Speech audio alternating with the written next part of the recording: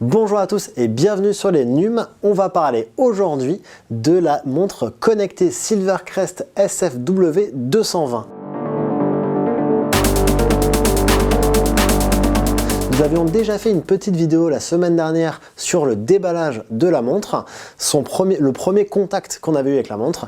Aujourd'hui, on va vous parler du test complet qui est désormais disponible sur le site des numériques. Pour rappel, il s'agit d'une montre qui est commercialisée par Lidl en cette fin d'année 2020 au tarif de seulement 40 €. Elle est très agressive et elle s'inscrit un peu dans la lignée de ce qu'on avait vu avec le Monsieur Cuisine Connect il y a quelques mois ou encore les écouteurs intra-auriculaires qui étaient aux alentours des 20 €. Pour 40 €, avec cette montre, malheureusement, on n'a pas beaucoup de motifs de satisfaction. Tout d'abord, les finitions.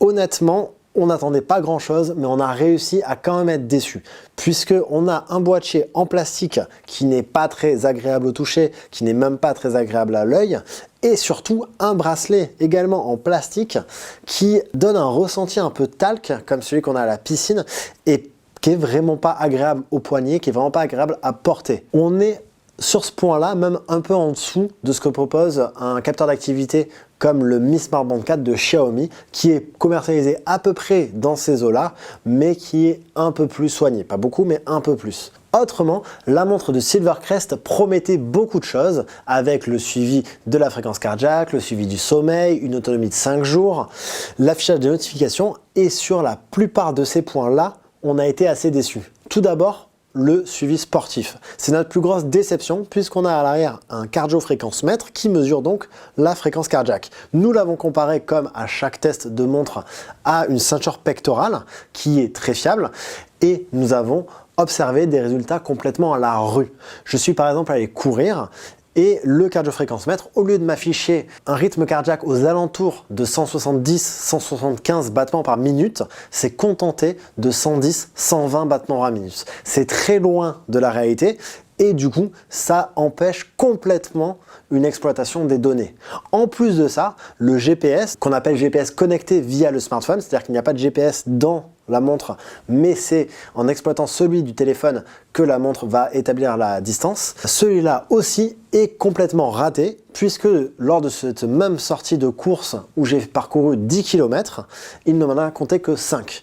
Donc il n'y a rien à garder. De la même manière, le suivi du sommeil est vraiment pas terrible, puisqu'en fait il est très aisé de tromper la montre en lisant dans son lit, en se réveillant et en flânant dans son lit. On va faire croire à la montre qu'on est toujours en train de dormir et du coup on va avoir des plages de sommeil de 9 ou 10 heures alors que pas du tout. L'affichage des notifications, lui non plus, n'est pas terrible puisque en dehors de WhatsApp et des textos, le nom de l'expéditeur de la notification ne s'affiche pas. C'est-à-dire qu'on va recevoir un titre d'article, un message ou quoi, sans avoir d'expéditeur, sans savoir le contexte, et c'est assez gênant.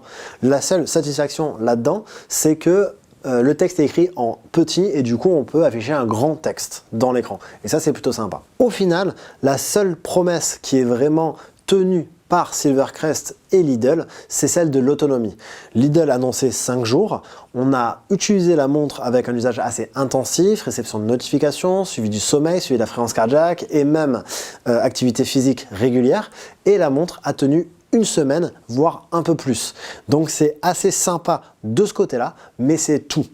Et au final, cette montre Silvercrest SFW 220 s'en tire avec 2 étoiles. 2 étoiles car la plupart des promesses ne sont pas tenues comme je vous l'ai dit, et surtout, il y a beaucoup mieux sur le marché. Si on va du côté des capteurs d'activité, donc pas une montre connectée au format montre, mais un capteur d'activité au format bracelet, on va avoir le Xiaomi Mi Smart Band 5 ou le Xiaomi Mi Smart Band 4 qui vont être beaucoup mieux. Rien que sur le suivi sportif, on a une montre qui est beaucoup plus pertinente, et sur l'affichage de notifications, sur les finitions, une montre un peu plus réussie.